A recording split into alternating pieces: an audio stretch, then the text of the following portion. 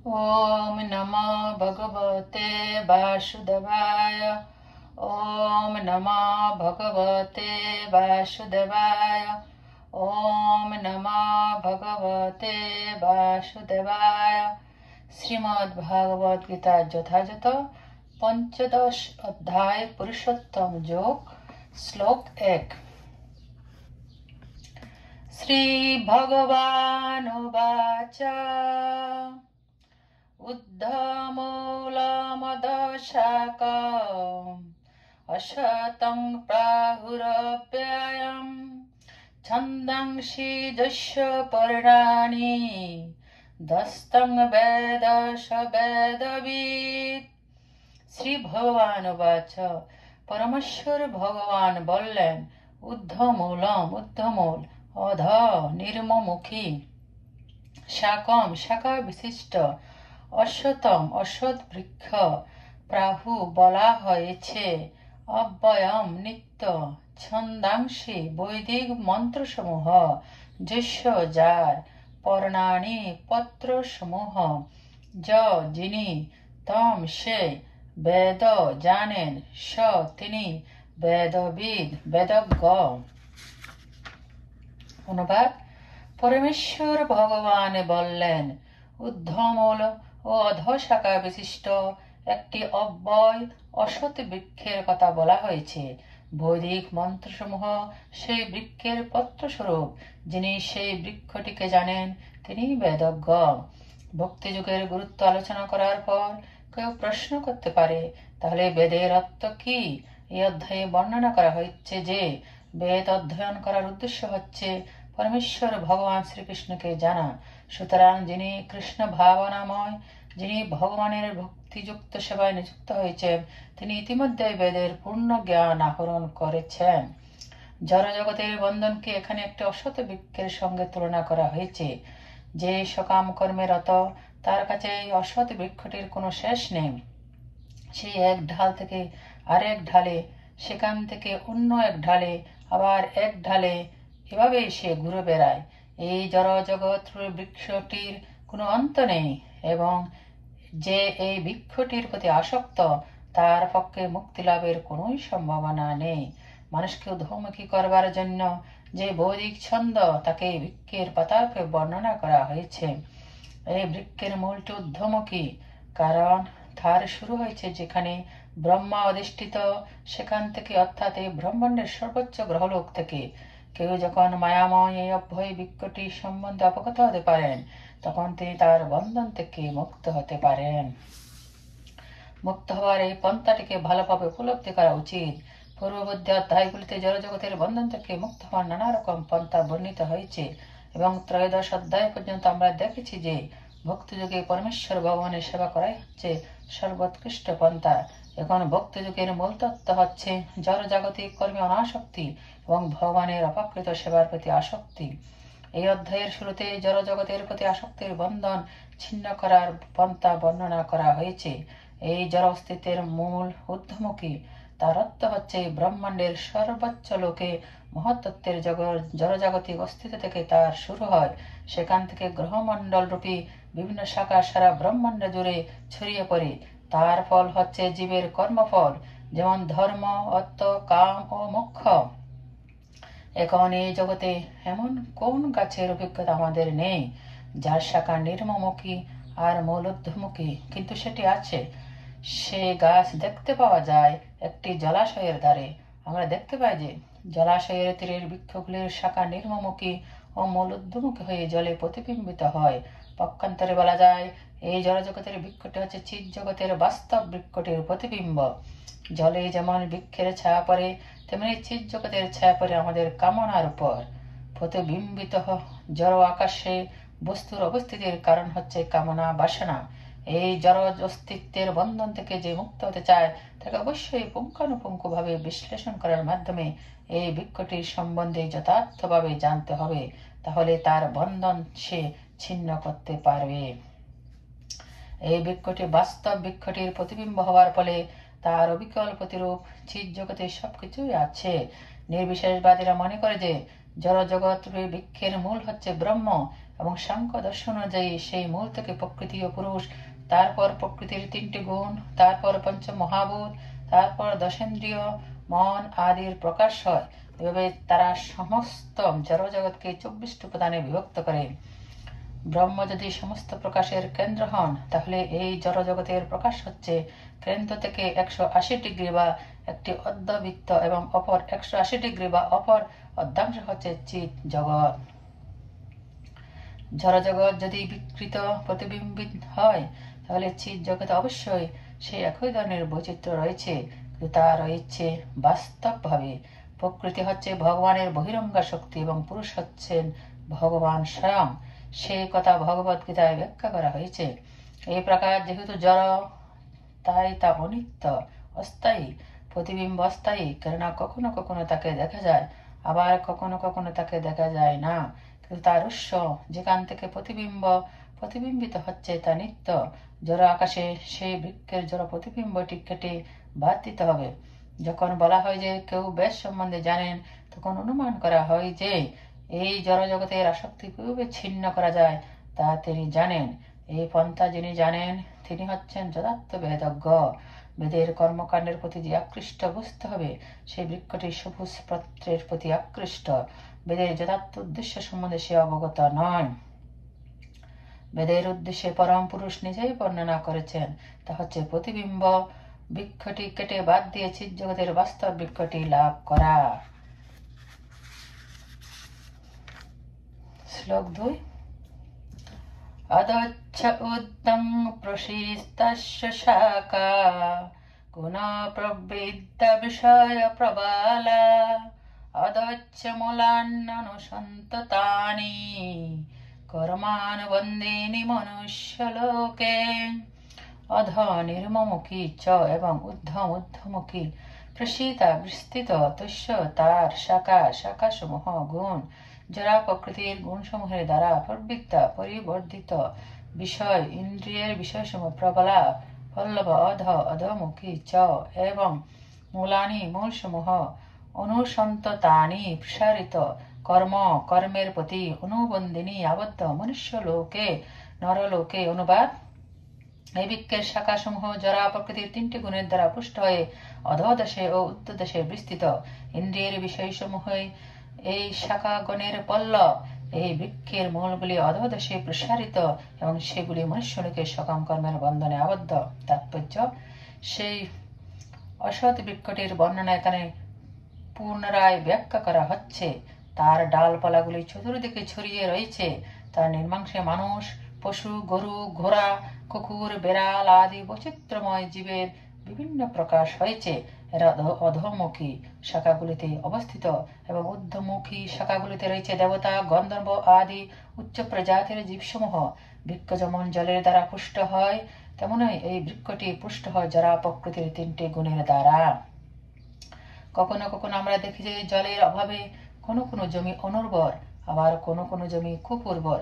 তেমনি জরা প্রকৃতির গুণের মাত্রানুসারে বিভিন্ন জায়গায় ভিন্ন ভিন্ন রকম প্রজাতির প্রকাশ হয়। সেই বৃক্ষের পল্লবগুলি হচ্ছে ইন্দ্রিয়ের বিষয়সমূহ।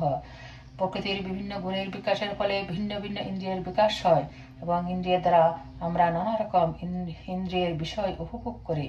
চক্ষু, কর্ণ, নাসিকা, জিহ্বা আদি ইন্দ্রিয়গুলি হচ্ছে ডালপালার ডগা, যা বিভিন্ন ইন্দ্রিয় গ্রাহ্য বিষয়গুলি উপভোগের প্রতি আসক্ত। তার পল্লবগুলি হচ্ছে শব্দ, রূপ, স্পর্শ আদি ইন্দ্রিয় বিষয় বা তন্মাত্র। তার শাখা মূলগুলি হচ্ছে নানা রকম সুখ ও দুঃখজাত আসক্তি ও বিরক্তি। সব দিকে বিস্তৃত গৌণ মূলগুলি থেকে ধর্ম ও অধর্ম, পাপ ও পুণ্য কর্ম করার প্রবণতা উদয় হয়। মুখ্য মূলটি আসছে ব্রহ্মলোক থেকে এবং অন্যান্য মূলগুলি রয়েছে মনুষ্য গ্রহ লোকগুলিতে। উচ্চতর লোকে গিয়ে পুণ্যকর্মের ফল ভোগ করার পর সে আবার এই পৃথিবীতে ফিরে আসে এবং পুনরায় ফলাশ্রী কর্মের মাধ্যমে উন্নীত হতে চায়। এই মনুষ্যলোক হচ্ছে জীবের কর্মক্ষেত্র। শ্লোক 3-4। নারূপম সহ তত ফলভ্যেতে নান্ত ন চার্দীহীন চ সম্প্রতিষ্ঠা অশেতমেনং সুবিরুরমূলম অসঙ্গশস্ত্রেণ ধীরেণ চিত্তা তত পদং তৎপরিমাগিতব্যং तस्मिन् गता न निवर्तन्ति भूयो तमेव चाद्यं पुरुषं प्रपद्ये च तपवृत्ति प्रसीता पुराणे नाना रूपम रूप अश्व এই বৃক্ষের হয় জগতে তথা ও উপলব্ধতে উপলব্ধ হয় না অন্ত শেষ না চ ও আদি শুরু না ছ ও সংপ্রতিষ্ঠা সম্যক স্থিতি অসতম অসৎ বৃক্ষ এনম এই সুদৃঢ় মূল অসঙ্গ শস্ত্রেণ বরাগ্র অস্ত্রের দ্বারা ধীরেণ তীব্র চিত্তা ছেদন করে তত তারপর পদ তৎসে পরিমাগিতব্যম অন্বেষণ করা কর্তব্য যস্মিন যেখানে গতা গমন করলে না নিবর্তন্তি ফিরে আসতে হয় ভূয় পুনরায় তম তাকে এব অবশ্যই চ ও আদ্যম আদি পুরুষের প্রতি প্রপদ্যে শরণ গ্রহণ কর যত যার থেকে প্রবৃত্তি পরিবর্তন প্রসিতা বিস্তৃত হয়েছে পুরাণী শরণাতীত কাল থেকে। অনুবাদ: এই বৃক্ষের স্বরূপ এই জগতে উপলব্ধ হয় না। এর আদি অন্তঃস্থিতি যে কোথায় তা কেউ বুঝতে পারে না। তীব্র বৈরাগ্য অস্ত্রের দ্বারা দৃঢ়মূল এই বৃক্ষকে ছেদন করে সত্য বস্তুর অন্বেষণ করা কর্তব্য, যেখানে গমন করলে পুনরায় ফিরে আসতে হয় না। শরণাতীত কাল হতে যার থেকে সমস্ত কিছু প্রবর্তন ও বিস্তৃত হয়েছে সেই আদি পুরুষের প্রতি শরণাগত হও। তাৎপর্য: এখানে স্পষ্ট ভাবে বলা হয়েছে যে এই অসৎ বৃক্ষের প্রকৃত রূপ এই জড় জগতের পরিপ্রেক্ষিতে বুঝতে পারা যায় না। যেহেতু তার মূল ঊর্ধ্বমুখী, তাই প্রকৃত বৃক্ষটির বিস্তার হচ্ছে অপর দিকে। সেই বৃক্ষটি যে কত দূর পর্যন্ত প্রসারিত তা কেউ দেখতে পায় না, এবং বৃক্ষটির শুরু যে কোথায় তাও কেউ দেখতে পায় না। তবুও তার কারণ খুঁজে বার করতে হবে। আমি আমার পিতার পুত্র, আমার পিতা অমুক ব্যক্তির পুত্র ইত্যাদি এভাবে অনুসন্ধান করতে করতে মানুষ ব্রহ্মাতে এসে পৌঁছায়। ব্রহ্মার উৎপত্তি হয়েছে গর্ভদক্ষায়ী বিষ্ণু থেকে। এভাবে অবশেষে যখন কেউ পরম পুরুষোত্তম ভগবানের কাছে পৌঁছায়, তখনই তার এই গবেষণার শেষ হয়। ভগবত তত্ত্বজ্ঞান সমন্বিত সাধুদের সঙ্গের মাধ্যমে এই বৃক্ষটির উৎস পরম পুরুষোত্তম ভগবানের অনুসন্ধান করতে হবে। তার ফলে যথার্থ জ্ঞানের প্রভাবে ধীরে ধীরে এই জড়জগতে বিকৃত প্রতিফলন থেকে মুক্ত হওয়া যাবে। এভাবে জ্ঞানের দ্বারা জড়জগতের সংযোগ ছিন্ন করে চিৎ জগতে বাস্তব বৃক্ষে অধিষ্ঠিত হওয়া যায়। এই প্রসঙ্গে অসঙ্গ কথাটি অত্যন্ত গুরুত্বপূর্ণ, কারণ ইন্দ্রিয় সুখ ভোগ করার এবং জড়জগতের উপর আধিপত্য করার আসক্তি অত্যন্ত প্রবল। তাই প্রামাণ্য শাস্ত্রের ভিত্তিতে ভগবত তত্ত্ববিজ্ঞান আলোচনা করার মাধ্যমে এবং যথার্থ জ্ঞানী ব্যক্তির কাছ থেকে ভগবানের কথা শ্রবণ করার মাধ্যমে বিষয়ের প্রতি অনাসক্ত হওয়ার শিক্ষা গ্রহণ করতে হবে। ভক্ত সঙ্গে এই ধরনের আলোচনা করার ফলে পরম পুরুষোত্তম ভগবানের সমীপবর্তী হওয়া যায়।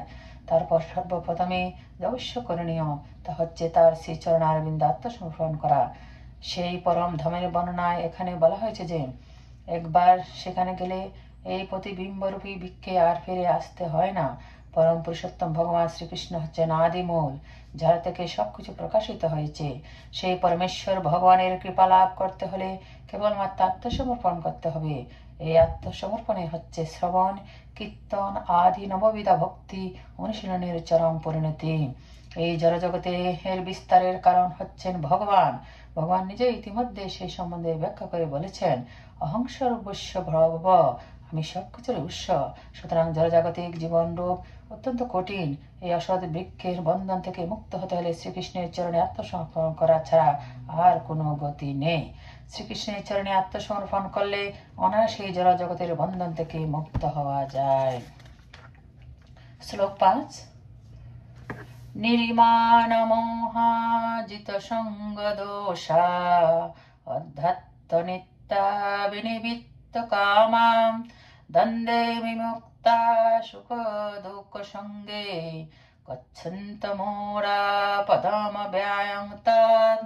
নিশূন্য মান অভিমান, মোহ জিত বিজিত, সঙ্গ সঙ্গের দোষাদোষ, অধ্যাত্ম পরমার্থিক জ্ঞানে, নিত্যা নিত্যত্ব বিনিবৃত্ত বর্জিত, কামা কামনা বাসনা দ্বন্দ্বে দ্বন্দ্ব সমূহ থেকে বিমুক্তা মুক্ত, সুখ দুঃখ সঙ্গে নাম গচ্ছন্তি লাভ করেন অমরা মোহমুক্ত ব্যক্তিগণ। পদম পদ অব্যয়ম নিত্য তৎসে। যারা অভিমান ও মোহশূন্য, সঙ্গদোষ রহিত, নিত্য অনিত্য বিচার পরায়ণ, কামনা বাসনা বর্জিত, সুখ দুঃখ আদি দ্বন্দ্ব সমূহ থেকে মুক্ত ও মোহমুক্ত, তারাই সেই অব্যয় পথ লাভ করেন। তাৎপর্য: শরণাগতির পন্থা এখানে খুব সুন্দরভাবে বর্ণিত হয়েছে।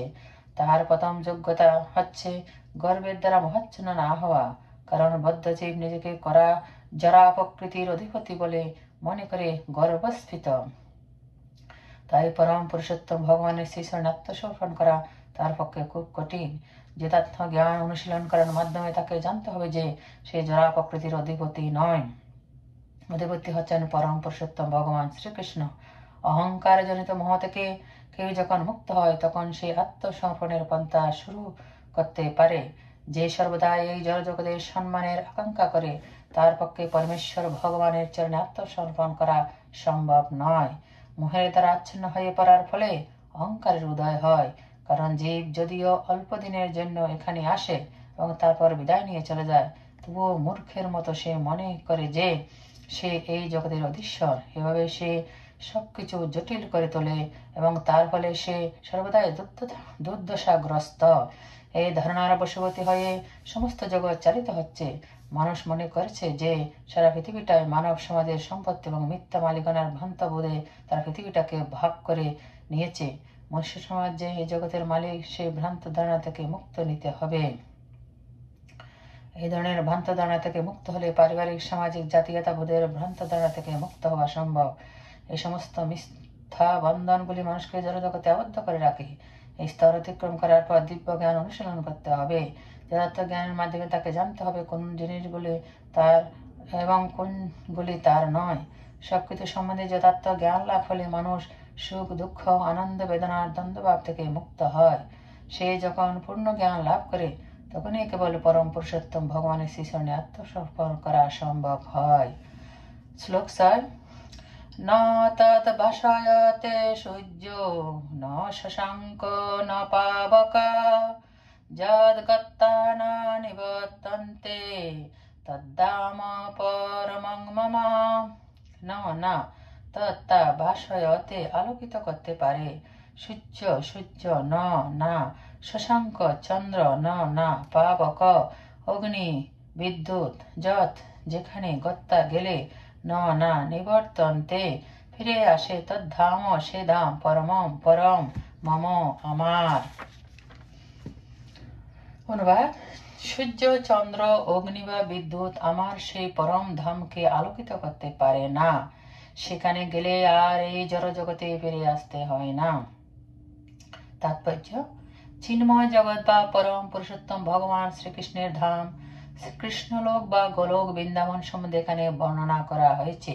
চিদাকাশে সূর্য কিরণ, চন্দ্র কিরণ, অগ্নি অথবা বৈদ্যুতিক শক্তির কোনো প্রয়োজন হয় না, কারণ সেখানে সব কয়টি গ্রহই জ্যোতির্ময়। এই ব্রহ্মাণ্ডে কেবল একটি গ্রহ সূর্য হচ্ছে জ্যোতির্ময়, কিন্তু চিদাকাশে সব কয়টি গ্রহই জ্যোতির্ময়। বৈকুণ্ঠলোক নামক এই সমস্ত গ্রহে উজ্জ্বল জ্যোতির দ্বারা ব্রহ্মজ্যোতি নামক চিদাকাশ প্রকাশিত হয়। প্রকৃতপক্ষে এই ব্রহ্মজ্যোতি বিচ্ছুরিত হয় শ্রীকৃষ্ণের আলয় গোলক বৃন্দাবন থেকে। সেই অত্যুজ্জ্বল জ্যোতির কিয়দংশ মহত্তত্ত্ব দ্বারা আচ্ছাদিত, সেটি হচ্ছে জড়জগৎ। এই জড়জগৎ ছাড়া সেই জ্যোতির্ময় আকাশের অধিকাংশ স্থানই চিন্ময় গ্রহ লোকসমূহে পরিপূর্ণ, যাদের বলা হয় বৈকুণ্ঠ, এবং তাদের সর্বোচ্চ শিখরে গোলক বৃন্দাবন অবস্থিত। জীব যতক্ষণ পর্যন্ত অন্ধকার আচ্ছন্ন জড়জগতে থাকে, সে বদ্ধ জীবন যাপন করে। কিন্তু যখনই সেই জড়জগতের মিথ্যা বিকৃত বৃক্ষটি কেটে ফেলে চিৎ জগতে প্রবেশ করে, তখনই সে মুক্ত হয়। তখন আর তাকে এখানে ফিরে আসতে হয় না।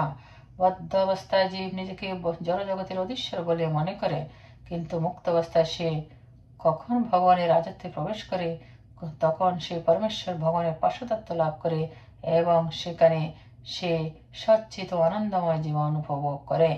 এই তত্ত্বজ্ঞানের প্রতি সকলেরই আকৃষ্ট হওয়া উচিত। বাস্তবের ভ্রান্ত প্রতিবিম্ব থেকে নিজেকে মুক্ত করে সে নিত্য পরম ধামে ফিরে যাওয়ার জন্য সকলের বাসনা করা উচিত। যারা এই জড়জাগতির প্রতি আসক্ত, অত্যন্ত আসক্ত, তাদের পক্ষে সেই আসক্তি ছিন্ন করা অত্যন্ত কঠিন। কিন্তু তারা যদি কৃষ্ণ ভাবনামৃত গ্রহণ করে, তাহলে সেই আসক্তির বন্ধন থেকে ধীরে ধীরে মুক্ত হওয়ার সম্ভাবনা থাকে। তাই সকলের কর্তব্য হচ্ছে কৃষ্ণ ভাবনায় ভাবিত ভগবত ভক্তদের সঙ্গ করা। যে সমাজ ঐকান্তিকভাবে ভগবান শ্রীকৃষ্ণের সেবা উৎসর্গীকৃত, সেই রকম সমাজ খুঁজে বার করতে হবে এবং তার অন্তর্ভুক্ত হয়ে ভক্তিযোগে ভগবানের সেবা করার সুযোগ গ্রহণ করতে হবে। এভাবে মানুষ জড়জগতের প্রতি আসক্তি ছেদন করতে পারে। গেরুয়া কাপড় পরলে কেবল জড়জগতের আকর্ষণ থেকে মুক্ত হওয়া যায় না, ভক্তিযোগে ভগবানের সেবা করার প্রতি তাকে আসক্ত হতেই হবে। সুতরাং প্রকৃত বৃক্ষের বিকৃত প্রতিফলন থেকে মুক্ত হওয়ার যে পন্থা ভক্তিযোগ, তা দ্বাদশ অধ্যায়ে বর্ণিত হয়েছে। তা গভীর নিষ্ঠার সঙ্গে গ্রহণ করা উচিত। চতুর্দশ অধ্যায়ে জড়জাগতিক সব কয়টি পন্থার দোষ প্রদর্শন করা হয়েছে। কেবলমাত্র ভক্তিযোগকে শুদ্ধ গুণাতীত বলে বর্ণনা করা হয়েছে। এই শ্লোকটিতে পরমং মম কথাটির ব্যবহার খুব গুরুত্বপূর্ণ। প্রকৃতপক্ষে সবকিছুই ভগবানের সম্পত্তি, কিন্তু চিৎ জগৎ হচ্ছে পরমম, অর্থাৎ সরৈশ্বর্যপূর্ণ। কঠোপনিষদ বলা হয়েছে যে চিৎ জগতে সূর্যকিরণ, চন্দ্রকিরণ ও তারকামণ্ডলের কোনো প্রয়োজন নেই। ন তত্র সূর্য ভাতি ন চন্দ্র তারকম, কারণ সমগ্র চিতাকাশ পরমেশ্বর ভগবানের অন্তরঙ্গা জ্যোতিতে উদ্ভাসিত। পরম ধাম প্রাপ্ত হওয়া যায় কেবল ভগবানের চরণে আত্মসমর্পণ করার মাধ্যমে। এছাড়া আর কোনো উপায়ে তা সম্ভব হয় না।